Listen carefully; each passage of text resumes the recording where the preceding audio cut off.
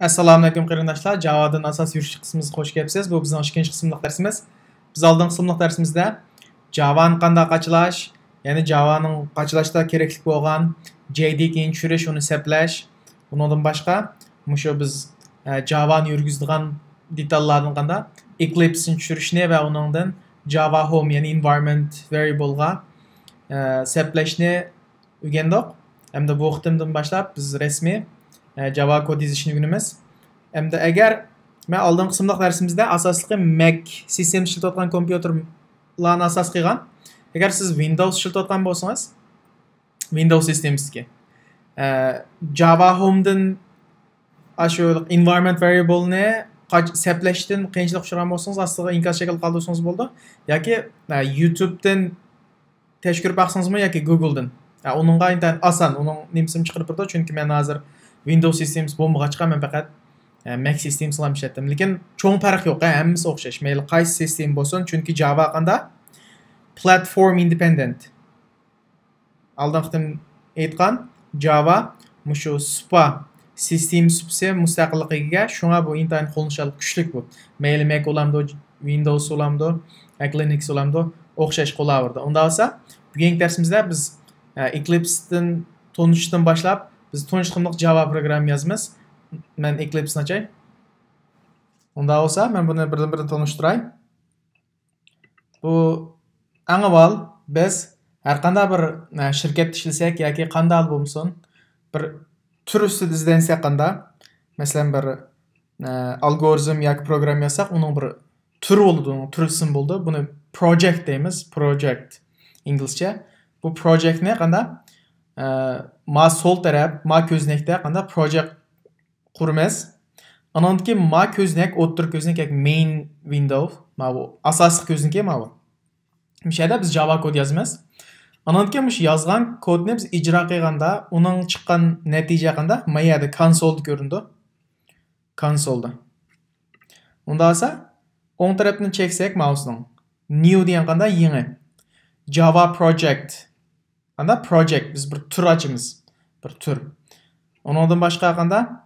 Men qolgan turlarni ayrim-ayrim tanishtirma. Bir tur açsaq masalan. Buni bir ism qo'yamiz, project name. Masalan, biz buningki turga qanday ism qo'ysam basic Java deb. Asosli qiliq Java'dan asos degandek. Buni qanday finish qilsak ham bo'ldi, ha? Hozircha.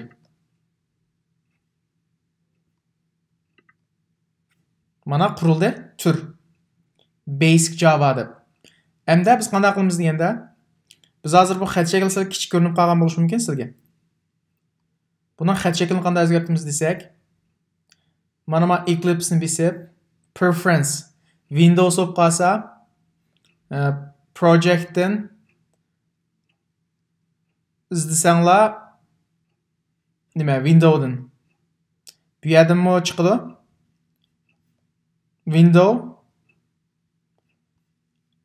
asosiy qilmish Eclipse'dan preference ni jeb yoki setting Windows setgan bo'lsam qana. Ejeb buni ma generaldan appearance ni appearance general noshitchu bu mandat ko'rindi odatda. General ni jeb appearance en ko'rinishi degan gap.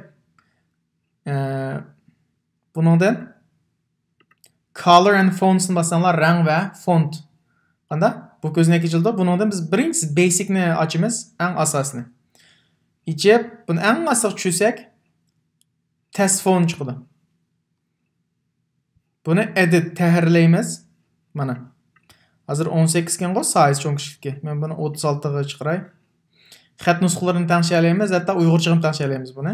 Xat nusxalarini. 36 kirdim. 36 ga tanishdim. Apply qo'llandik shuni. Endi qanday? Apply and close. Bizning turimiz endi qarasanglar, bu Java'ni kodni, yozgan kodni yurgizish uchun qanday JRE ketadi. JRE degan qanday Java Runtime Environment. Bu bir muhit. Biz mush kodni yozgan chaqda hierarchy deydi. Buni biz oldingi sinf darsida qana JD keyin tushirib, uning ichida qachilgan. Shunaqmi? Diqqat qilsak, bu yerda src deb bir nim bor, bir hujjat. Bu src degani source degan, manba degan gap. Biz odat yozmoqchi bo'lgan Java kodni source hujjatning, manba hujjatining ichiga yozamiz. Bu Java biz yozdigan kodni, har bir kodning buni biz class deydi inglizcha. Classning ichiga yozamiz. Bu class degani nima deganda, bu bir ramka. Biz kodimizni bu classga ramkaga yozamiz. İngilizce class deydi. Yani bu sourcening o'ng tarafini chekib, new yangidan qanda class mana. Qursak, bu classga ism qo'yamiz bu yerga. İsim ne mesela?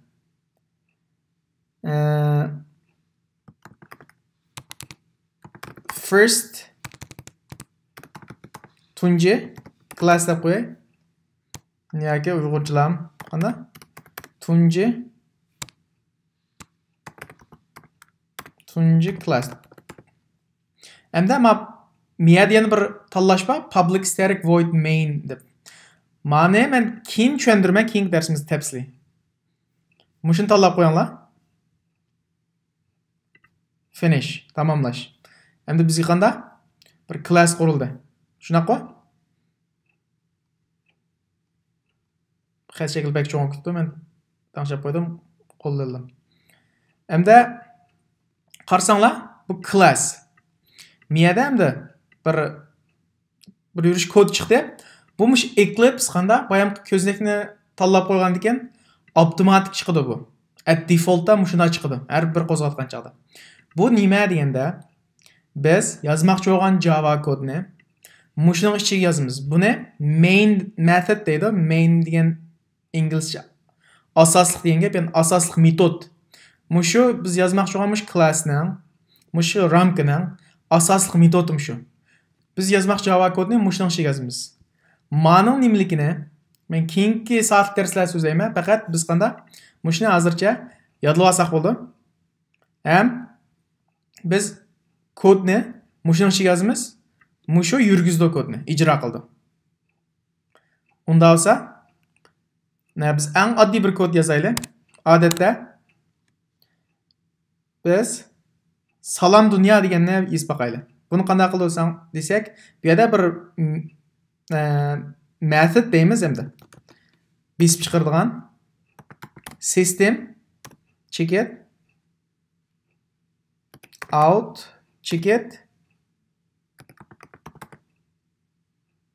print ln checket. Mana mushuning bilan yezib qanda o'zimiz yozmoqchi bo'lganni bu besib chiqardi, ijro qildi. Buningga cho'qim qanda bir naql belgisini olamiz. Qo'sh naqlni yozamiz. Quotation, double quotation mark deydi inglizcha. Masalan, salom dunyo. Buni qanday yurgizimiz deganda, ikki xil yurgizimiz. Birinchisi, menga qarsam bir o'qiyaning belgisi bor. Buni bossaqmi yurgizdi. Yoki mousening o'ng tarafini chekib run as birinchisini maqsaqmi yurgizdi. O'xshash. Asli qarsang qanda console mishad chiqdi, salom dunyo deb chiqdi. Biz yozgan kod qanda salom dunyo deb chiqdi. Buni masalan uyg'urchimi? System out uyg'urcha ham bo'ldi. Salom dunyo. Miyada ma'qulsam bo'ldi. Ya'ni bu qanda qizil xat chiqib qoldi, xatolik. Bu nima ish chiqib qoldi desanglar, biz Java har bir bilak kod yozganda cho'qim aqsa qanda yarim asm chekitni, ya'ni semikolon uyg'urcha yozsak tartib chiqib qoldi ekan. İngilizce qanda yarim asm chekitni yozib oxirlashtiramiz. Endi Java buning ba'zi data type deydi, masalan, sonliq ma'lumot tipi yoki mushunda belgilar qanda intayin cheklimiz yuqori bir tillarning biri Python yoki JavaScript o'xshamaydi. Masalan, Python yoki JavaScriptda biz bu yarim asm chekitni yozmasakmi kod ijro bo'laveradi, ammo Java cho'qim yozishimiz kerak. İcra qilsam error exists in required project. Mana salom dunyo. Uyg'urchani qo'llaydi. Halki men amal va inglizcha yoki shu kon yozıqda, men yangi yozıqda yozaman. Salom dunyo. Bugun dushanba. Mana salom dunyo tartib bo'yicha har bir qur bilan chiqadi. Har bir qur. Endi biz bu classning ismi nima? Tunji class. Tunji class ku. Buning ismini o'zgartmoqchi bo'lsak, qanaqa qilamiz deganda?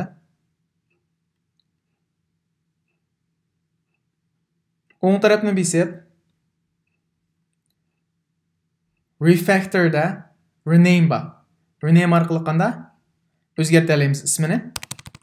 Masalan, first class. Cho'qim class deb qo'yishinglar ma'nosi yo'q. Masalan, salom dunyo. Odatda ma'ni inglizcha kod yozgan chaqda programmerlar qanda buni camel case deydi. Ya'ni har bir so'zni qanda dastlabki so'z kichik harf bilan boshlanib, keyingi so'zning birinchi harfi cho'ng harf bilan yozdi. Buni camel case degani ash tugining ahvoli tugiga o'xshaydi, ya'ni tugining lokusi bor.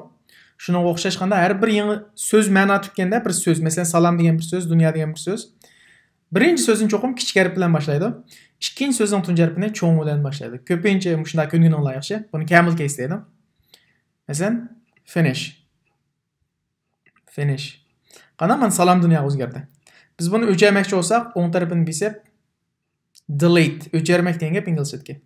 O'chirib Hamda men yana bir fiqim tanishtirsam, biz men class bilan tanishtirishmoqchi. Biz nurg'un class qurishimiz mumkin. 5-6 ta yoki o'xshash bo'lmagan. Shunga buni redlash uchun, o'zimizga qulaylik uchun qanday package deb bir fiqim bor. Bu package degan bir eshikka o'xshaydi. Biz mana shu qo'ygan har bir klassni shu eshikka solib qo'yamiz. Ism qo'yib bu eshikka. Masalan, ma eshikning ismi yo'q, chunki men bu ham bevositali klass qurg'achqa bu default adlam chiqdi. Masalan, ma'ni ism o'zgartay, qanday qildik? O'ng tarafini besib, hop o'xshashi refactordan ma'ning ismini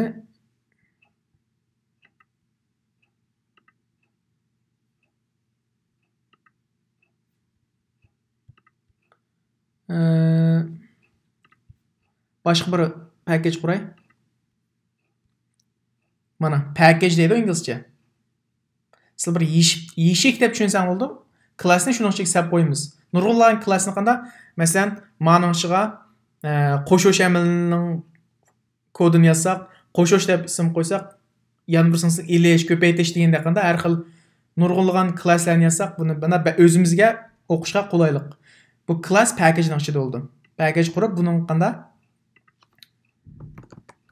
day 1 deb qo'yay. Birinchi kuni. Ma'ni buni odat o'zining default package, buni o'zgartirmaymiz. Odatda masalan, egisi yo'q bir klasslarni ham o'zi yig'ib oladi default package ga. Bizning qo'ygan qanda day 1 degan bir package buning ichiga hamda ma'ni so'rablar ma'no ichiga ham qo'yay. Mana. Yo'qolib ketdi default package. Salom dunyo. Endi mush class qo'ysak, ham mush packagening ustidan qanda mishadan o'ng taraf class quramiz. Biz asosiy ishlatadigan mush narsa shu 3 class, package, source. Masalan,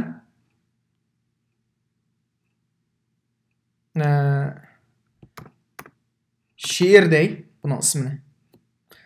Public static voidni bassanlar bo'ldi yoki men eng avval yangi o'yinga hechga buni qo'lida yozishinglarni mashq qilishinglarni tavsiya qilaman. Finish. Mana yangi class ichida uning ismi qanday? She'r. Buning qanday olchoqim asosiy metod yozishimiz kerak. Uni qanday yozamiz? Public. Ham shuni yodlab olinglar. Ama bunu men darsning keyin oxirida tushundirman. Buni nima ish bundaligini. Hozir faqat yodlab olsanglar bo'ldi. Static void main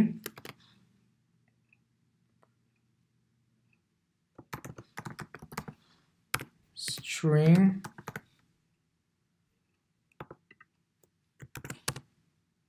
mana shu main method qo'l bilan bir-biriga yozinglar, ko'nisizlar shu yaxshi. Chunki bu programmada biz ajoyib nurg'un kod yozamiz. Ko'ninglar. Qanday? Sys out nima?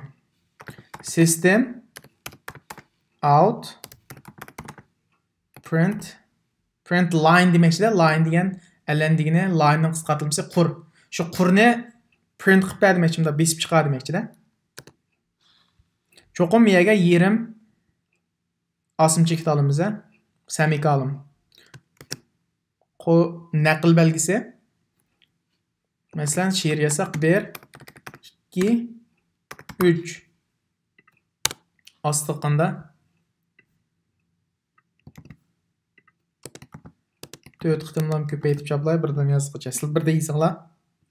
Ko'nish uchun 1 2 3 ittifoqliq kuch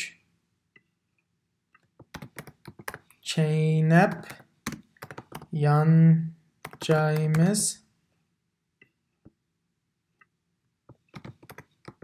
düşman kelsa duch. Shunaqa o'ylayman. Buni qanday?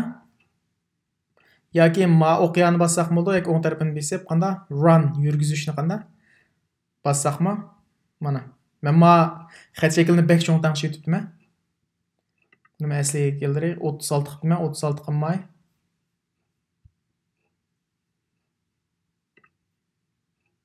Yigirma 24 qilib qo'y.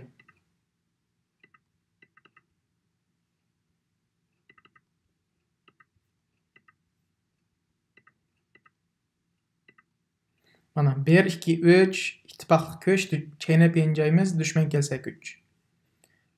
Buningga hamda biz son bilan qilsak bo'laverdi, masalan. System